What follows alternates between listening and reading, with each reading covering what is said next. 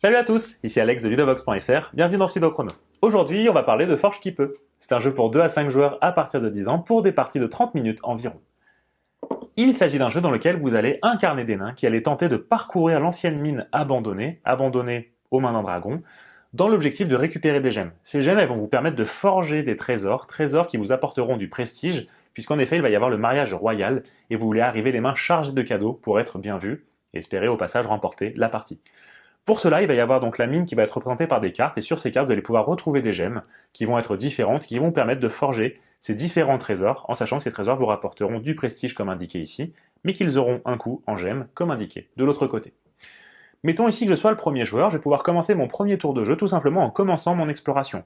Pour cela, je vais devoir choisir l'une des cartes qui se trouve sur le bord du plateau, et tout simplement arbitrairement pouvoir commencer mon exploration.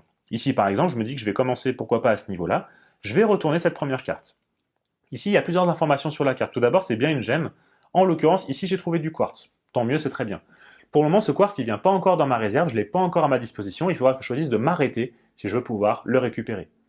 En plus de ça, sur la carte, il y a deux autres informations qui sont importantes. À commencer par le bruit. Ici, j'ai un bruit qui est à 0, tant mieux. Par contre, ce bruit, il y a une limite maximale pour l'exploration, en l'occurrence de 10.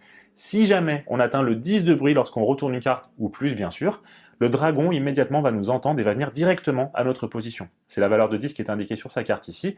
Donc prudence, c'est une valeur qui va être cumulable par rapport à toutes les cartes que vous allez révéler dans votre exploration. À l'opposé de ça, il va y avoir les déplacements du dragon. Et en l'occurrence ici, il va se déplacer de 1, toujours en prenant le chemin le plus court vers le joueur qui est en train d'explorer la mine. Donc en l'occurrence ici, il va se déplacer de 1 juste ici, et il n'est pas très loin de moi, je sens son souffle chaud sur ma nuque, j'ai intérêt à me dépêcher. Pourrais m'arrêter ici, mais je vais choisir de continuer. Et pour cela, orthogonalement, je peux me déplacer sur une carte qui est adjacente. Ici, je viens me déplacer par exemple ici. En l'occurrence, ici, je m'en tire plutôt bien. J'ai trouvé un ambre cette fois-ci et non pas un quartz. Il y a 3 de valeurs de bruit, mais la valeur maximale étant de 10, c'est cumulable avec les cartes précédentes. Pour l'instant, ça va plutôt bien. Et surtout, le dragon se déplace pas. Donc a priori, ça me laisse une chance de respirer et de pouvoir continuer mon exploration. C'est ce que je vais faire ici. Je vais continuer de me déplacer orthogonalement. Je pourrais aller là, mais c'est trop proche du dragon. Je vais plutôt essayer de continuer à m'échapper et venir par ici. Ici, j'ai trouvé une carte de couloir. Et qu'est-ce qui se passe dans ce cas-ci? Bien là, en l'occurrence, je suis tombé sur le chariot abandonné. Il y a 2 de valeur de bruit, donc on en est à 5 pour le moment, mais ça va. Et il n'y a pas de déplacement du dragon, tant mieux. En plus de cela, lors de ma phase de récolte, je vais pouvoir récupérer une gemme supplémentaire. La phase de récolte, c'est une phase qui va arriver après ma phase d'exploration si le dragon ne m'a pas rattrapé. Et donc dans ce cas-ci, je pourrais récupérer une gemme en plus. Donc a priori, c'est positif pour moi. Le dragon, il est un peu loin. En bruit à 5, je me dis que je suis encore plutôt bien. Je vais continuer mon exploration. Je vais à présent révéler cette carte ici. Ici, j'ai trouvé encore une nouvelle gemme, c'est un rubis. C'est une gemme qui est plus rare et qui est plus difficile à trouver lorsqu'il en est au début de la partie. Donc c'est plutôt positif aussi. 2 de bruit, j'en suis à 7, attention, et à 1 de déplacement du dragon. Le dragon, je rappelle, se déplace toujours par le chemin le plus court, donc là, il vient directement se retrouver juste ici. Donc là, ça commence à devenir risqué pour moi. Pour autant, je suis joueur, je me dis que je peux encore tenter de révéler une carte. C'est ce que je vais faire et je vais continuer à me déplacer ici. Ici, j'ai de la chance. En l'occurrence, il y a 2 de bruit, donc je me trouve à 9. Tant mieux pour moi. Et le dragon ne se déplace pas. Donc là, le dragon ne m'a pas attrapé. En plus de cela, j'ai trouvé 2 ambres d'un coup. Je vais choisir de m'arrêter. Je vais pas pousser ma chance plus loin, parce qu'à 9 de bruit sur 10, il y a de grandes chances que ça se termine juste après.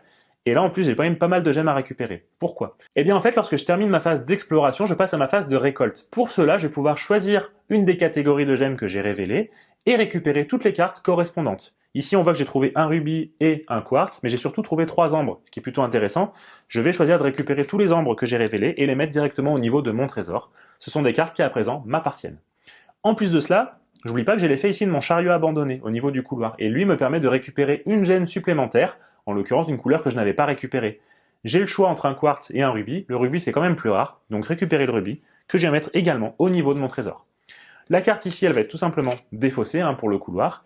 Et si je le souhaite, à présent, je peux également forger un cadeau à l'aide des gemmes que j'ai récupérées. Je suis pas obligé de le faire, mais si je le fais, je peux forger un trésor et un seul dans mon tour, en utilisant les gemmes à ma disposition.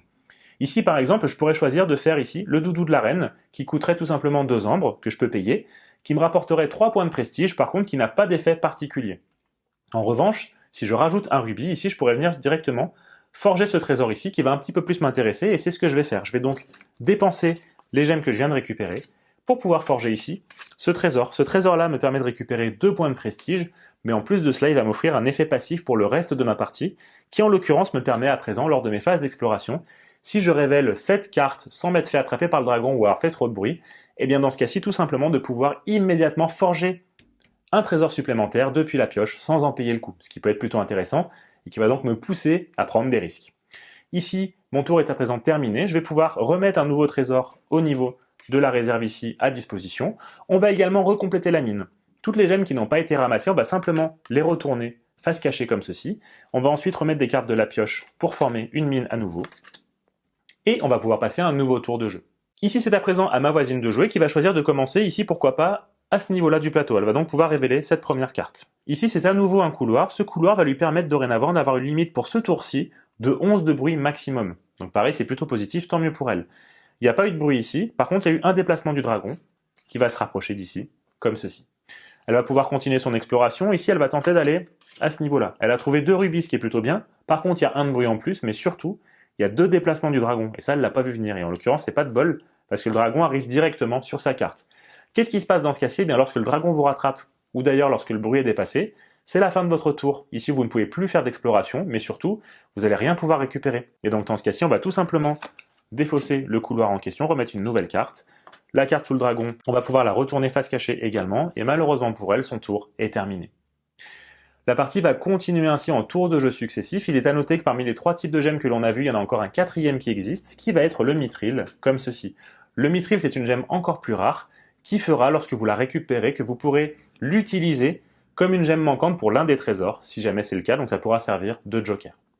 Progressivement, au fur et à mesure de la partie, vous aurez des cartes de niveau 1, puis vous arriverez aux cartes de niveau 2, qui vous permettront d'accéder à des gemmes de plus en plus rares. Et enfin, à la fin de la partie, vous aurez également des gemmes de niveau 3 qui vont être encore plus rares et potentiellement qui feront encore plus de bruit ou encore plus de déplacement du dragon. La partie va continuer ainsi jusqu'à ce qu'à un moment on ne puisse plus compléter la mine puisqu'on a épuisé la pioche.